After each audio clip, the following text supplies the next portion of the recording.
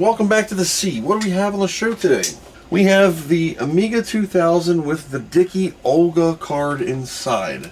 It has been a good minute since I have fired this up, worked on this, or did anything. Last I left off, I was going to do a B key for the SSD. This runs a 32 gig compact flash card with an adapter to SD on the back and runs fine. But I've always wanted to do the M2, but it was a B key series drive. So I ordered a 64 gig B key. That's the guy with the two humps. I guess it's a B. And then I was digging around at work and I found one in my desk. So this is a light-on 128 gig, and this is a 64. So I'm going to ignore this and put this in this little box, and then I'm also going to use this B key dude with this little M2 screw there in the corner. Now this is nice and clear because it's RGB to HDMI. This Amiga works fine. It boots very quickly. When it loads, the Dicke Olga card has the 50 megahertz, and bam, it's up. It runs really good. And I think I even have a sysinfo in here because we gotta run it, you know. Look how clear this looks. Check it out. Alright, we'll do a speed. So it's an 030 with an 882 MMU in use, 51 megahertz, I believe. 10.55 MIPS, 1.40 dry floating points. 51.8 megahertz. Give her the cold shower tug. When you get out, you give it a little, make you feel better. Now check this out.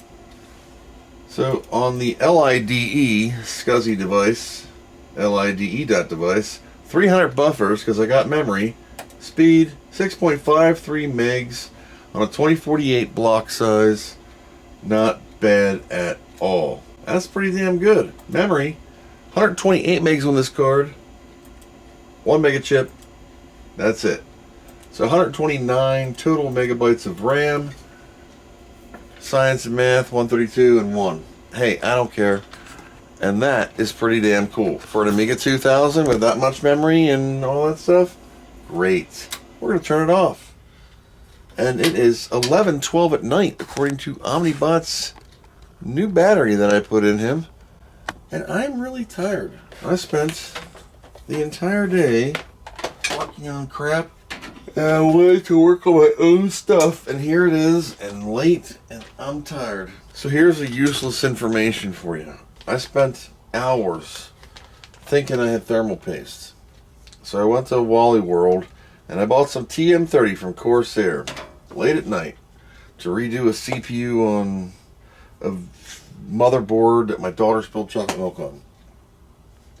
I'm cleaning up the shipping area, and lo and behold, on the shelf, yep. So now I have two. Was this the water cooled Power Mac 2.7? I don't know. So I'm going to put this back over here and forget about it. This mat is not friendly for when you got to rotate things. Here's the cover coming off. And there's our red lady in her red dress. Ow, God. That's a floppy drive right here. I do have two screws in the back. The hard drive light plugs into here. My Rev 6.2 with the hot glue that I keep breaking off the damn pegs. It has a 2065 Ethernet from Commodore, AUI. I use a Centricom converter dude to make it Ethernet. Here's our lady in her big red dress. You can see the compact flash, the 2.5 hard drive, and right here, that's what we're looking for. Now you get the full IDE speed when you map ROM. I haven't done that yet because I was waiting for this. It only took me like a year. Nylon screw right here to hold your B key. And there is our B key drive. She's a beautiful card. Angled, so it says 60 to 30, 882, 64, or 128 megs. I can't see anything. Where did you put The helmet of Goober. Where the hell is the helmet of Goober? I suffer from short-term memory loss. This sucker will do 60 megahertz. I'm not gonna use the screws yet. These are 3.14 kickstart ROMs. I found the GoTech, and we're gonna fire this up. I'm gonna double mouse button and select my disk. Boot, DF2, boot, a boot. There we go. So it's loading off the GoTech. I'm a 314 ROM, so I'm going to start with 314 and work my way up through the module's disks. But for now, she's empty. This is a 64 gig B key card. It has a little hard drive light on it. There's a little red light on the side of this sucker. So this has the LIDE.device HD toolbox from the first time I set this card up, and I'll show you how I do that. If you highlight your tool and you go right Amiga I or icon information, it says LIDE.device for SCSI_device_name. Normally it's just SCSI.device, and that's a Commodore card. GVPs or GVP SCSI.device, or Terrible Fires or EHIDE.device. You get the idea. You put your cards dude in there. How do you know what it is? Because that's what it was told to me on the wiki, what to use for the internal. This should load and find a blank card. Excellent camera work there, dude. Excellent. Alright. Unknown. Sweet. SCSI, we're going to define new. Now, unlike 3.2 and on, this actually doesn't need a name change. We'll say reconfiguration okay. It should say 60 gig. It's a 64. Chongqing. King Chucks is the drive. Cool. And I'm going to call this, it's called a King Chucks Ing 64. I'm going to call this, same as I did before,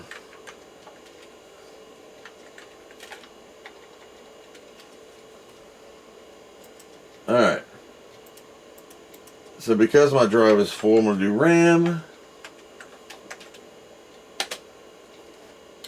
Fat Dick. There we go. Fat Dick 64 gig. And now I can partition this drive. Now, I'm 314, but I'm never going to run a super big system partition. I always run them about 3 to 3.5 gig. It's just my way. You can leave your device driver the same, but here's where you're going to get some speed out of this. 300 buffers first off. Change. Now it's not SCSI, so I'm going to up the block size to 2048. I'm not doing directory cache. I'm not worried about long file names. I don't give a crap. I don't need to change my identifier. I don't need to change my mask or my max transfer. Say OK. Save changes the drive. I could add another partition and 56 gig, let it rip. Call it DH1. It is not bootable. Direct SCSI transfer. 300 buffers. On this one, I'm going to give it 16K clusters. OK. OK. And save. Fat Dick 64. X. X. X. Sometimes these will pop up automatically. Other times, you got to reboot. Since this is DF2, the system hard drives will have a higher boot priority than the external floppy, so I'm going to double mouse button and choose it. You can see DH0, DH1 right now. LIDE1. I don't have a reader for B key. Mine are M key only for my external NVMe SSDs. I don't have an M2 one. That's a B key. Sorry. So we're going to let this pop up, see if the hard drives pop up. There they are. DH0 initialize, format disk. We'll do them all quick. So I'm going to do the install, and we're going to do the install 314, and then I'm going to just flip back to when it's done. There we go. 2 hours later. So I got the 4000 fired up. We're using JR-COM over a null modem, DB25 female to DB25 female, to the 2000 here, and just on serial.device 19.2 baud rate, and I'm using JR-COM in a crappy configuration, direct serial.device 19.2 to download MUI, which is 1.03 megabytes. That is, you know, too large for a Gotek or an 880K floppy drive. Now my 4000 does have a high density disk. Why are you doing this, Chris? You could stick this in WinUAE. Yeah, but I have to take the card out, and it's a NVMe or a M2 B-key, and I don't have a adapter thing freely available to plug it into, and so this was the way I had to do it. I thought about using ParNet, but it was really picky, and my null modem cable took me about 5.5 hours to find in the archives because I haven't used it since '92. And but we're downloading. It's taken 3 minutes 50 seconds to get 430K. Yeah, this is taking you back to the dial-up days, isn't it? Hope nobody calls and picks up the phone because I didn't dial star 69 to block the caller interruption, but it's direct. So that's what we're doing. That's SneakerNet, poor man's Ethernet. Why are you doing this? I have to get MUI so I can put Roadshow on, and Miami, because Miami needs MUI, and some other crap I'm doing needs MUI. And I didn't load this up. This is just a raw Workbench install with JRCom, so I could do this. So if it's kind of crappy networking, I mean, I was trying to run Amiga Explorer over serial to the PC, but it didn't like the serial cable that I use for diagram, the USB to serial, because it's a straight serial cable and it needs a null modem. So what did I do? I went on eBay and ordered some more null modem cables because I'm dumb and you never know. So that's where I'm at, and I'll report back in a little bit. Not only do I have this to get, once I get this on, I can get Ethernet, and then we can go full speed. And I can even do Amiga Explorer over TCP/IP, which I'll show you really quickly. If you have a Windows machine and you have Amiga Forever, you can also get the Amiga Explorer, which is a free download, by the way. And it works over serial or Ethernet, null modem cable to your Amiga, or Ethernet to its IP address, and you will see on Windows the Amiga disks as little hard drives in your Amiga computer. It's an icon that's put on your desktop. There we go. Miami's online, DHCP. What's my IP address? I have no freaking idea. Commodore International. That's cool. Amiga Explorer. We're going to launch it. BSD socket library, 51250. Over here on the Windows machine, so we right click on this, go to properties, and we got to go TCP/IP 1.10, which is the IP address I have. Now I just double click on it, and there's my hard drives. There's the Amiga itself. I can go to RAM. I can open up another window. So I'm just going to grab Roadshow info, and just drag it over. If you don't touch your machine, this will copy over Ethernet at the blazing speed of 1 megabit. But that is a way for you to get crap on your machine. The old school way of two Amigas together via null modem cable, $6 on the old e-booger. But I found mine after I bought two. I bought a little adapter to convert a regular serial cable, and DB25 female for Amigas. And then I bought an actual new cable, and then I found my cable. So that's how it works. If you can't find something, go ahead and buy it, and you'll find it. And if a frog had wings, it wouldn't bump his ass when he hops. I'm going to let this roll as long as it doesn't fail. The trick with Amiga Explorer is you have to write Amiga I, and in these options here, make sure retries and packet size are the same. I'm only doing 512 byte blocks. I could have did 4K. That would have been better, but I wasn't sure how strong the connection is. Sometimes it kind of craps out. You got to play with it. That's what she said. I don't mind waiting a couple minutes for this thing to transfer. You can increase this packet size and you'll get larger, faster transfers. But I figured it doesn't matter to me. As long as it's working stable, it's working. By default, I always drag stuff to RAM because writing to the slow hard drives at the speed of the internet or the PC's Ethernet and Amiga's Ethernet sometimes causes a bottleneck. Usually the SD card, compact flash solid state solutions are way faster and you're okay. But I have enough memory and RAM is faster than all of them. And that's one to grow on. And most of your time back in the day downloading crap was just waiting. You might have saw the YouTube short I posted probably months ago from when this video comes out. Case is on. Keyboard's not hooked up, but got all the networking done. DB25 female to the Amiga 4000 using 2 terminal programs to upload files to this thing. It has SMB networking. Roadshow's on there, my registered copy. I can mount my Amiga share. I can see my network with 1.8 terabytes free, and it'll take a second to load. There's my stuff. I also have not went past 314 since they're the kickstarts that are in there right now.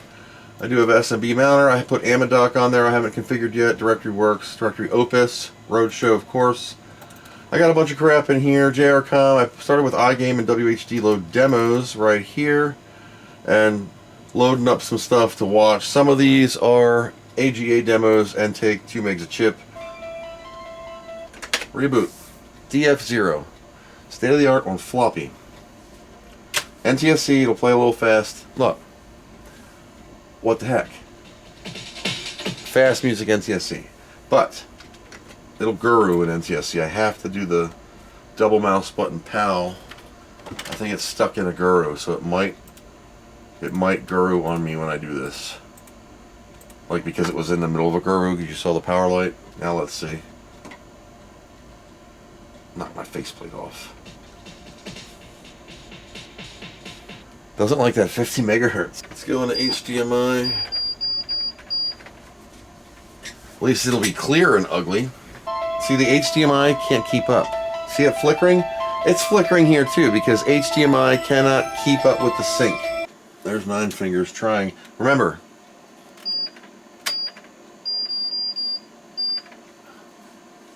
VGA. See that? PAL. The HDMI can't keep up. There we go. So that's working. RGB to HDMI, not demo friendly. Netstop Roadshow. NMI Auto Vector. So, yeah, something's still up. Network, unplugged. Yes, AUI. 210 base T. Alright, World of Commodore.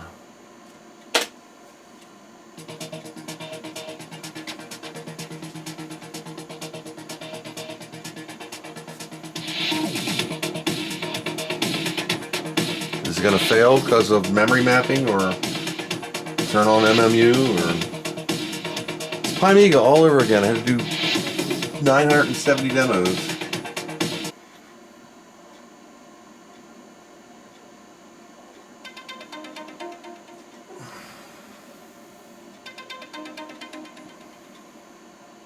How does it handle the refresh rate since it's a solid screen?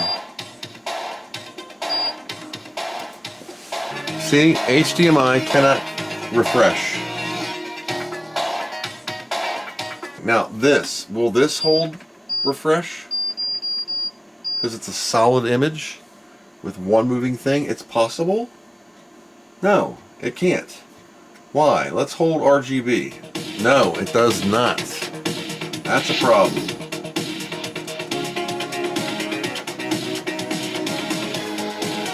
So something's up. If I press the button, it stays. As long as the menu's on the screen, it's fine. RGB is fine. It's just ugly.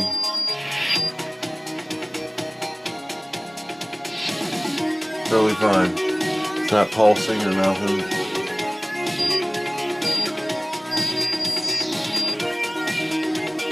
So something to keep aware of. HDMI doesn't sync fast for the Amiga at all. Workbench? Fine. You'll be okay. But, yeah. I'm getting all these errors. What is it? What is making it do that? But anyway, I got demos working. We got the Dicke Olga, Fat Olga, M2 B-key SSD inside.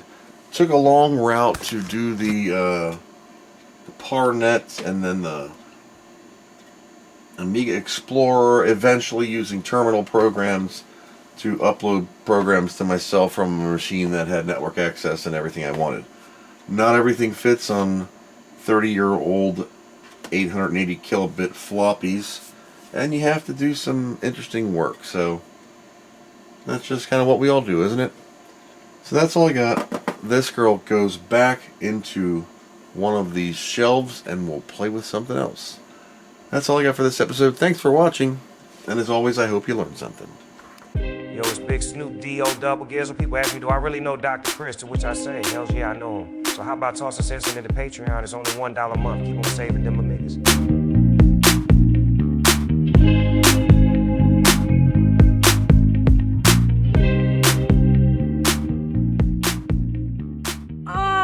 What do you know from funny, you bastard?